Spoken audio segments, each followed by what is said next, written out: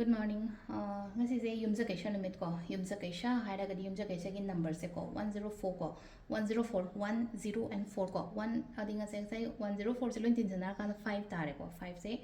it's a kaino hai tare ko hadi mercury ki number su oire ko asang bugumba kai gumba dress set pi ko ngasi se yara gadi green color ki dress gumba kai gumba to main taro ga set pi ba ko number dana 69 le chak thong ko padana ko tulsi mana gumba kai gumba to main ha phapi ba pambi nungbi tha ba khot pa plan ano bol le rak pa khola pa leino ko yumja kaisa best day ni ko hai tare ko hadi gamla ka kai ka macha macha lege kan ha gadi angang daga har su leino ko ising gumba kai gumba chai han be ko adum mayam da thank you ko hadi ngasi phawda dum support toraga lapai da magda ko koi ngasi se dukan macha ma khatang sanga jage na tori ko uripok narum thong dei kitang hingalaga uripok rom da lakpa matam da ko adi ngasi koithok piro mayam ko nundin noi taraga su nungda moi ta su ko pung tara kitang hela patra ma thoi baro adai da la ke su lak piu ko dum offer mayam am su lei jagani aduga cha glass am tang oi su thak piu ko la aga ado e mayam da dum haijare ko loina ma hai tara ko hadi amamam e di equal ne dum chap mane amaso aduna e audience ne dum haijau do hadi koithok piro keno taro ko blessings piba oina bor piba oina khoi da ko ado hamba da khoi card message yengase aduga timing afaba so pe yengase ko ngasi goina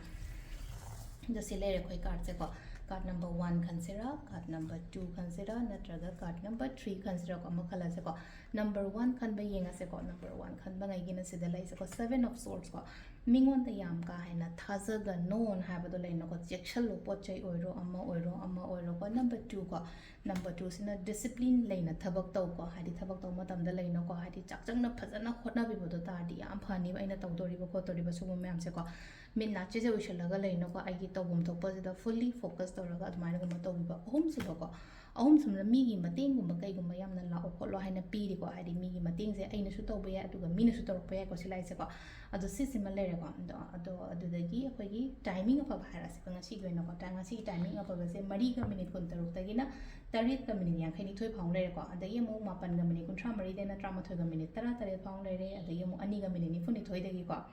nundin gi no sisna ko ani ga minute ni funi thoi de na taru ka minute tare phang lere ko aduga amana tare ka minute kun mari dagi na pung tra ma thoi ga minute tara tare phang lere aduga amana pung amaga ahingi ni ko amaga minute yang khai ni thoi de na pung ahum ga minute mapan phang le ko sisna akoi gi ngasi gi oina afaba timing ko ado sida leire akoi gi card message ko do mayam su sungsoi soi dana lengthok piro ko hadi akoi gi keno sida ko hadi report sida adum phone number su kai jo akoi gi dum leibene dum hang piro ko dum hadi khangdraga su dum yagani ko thank you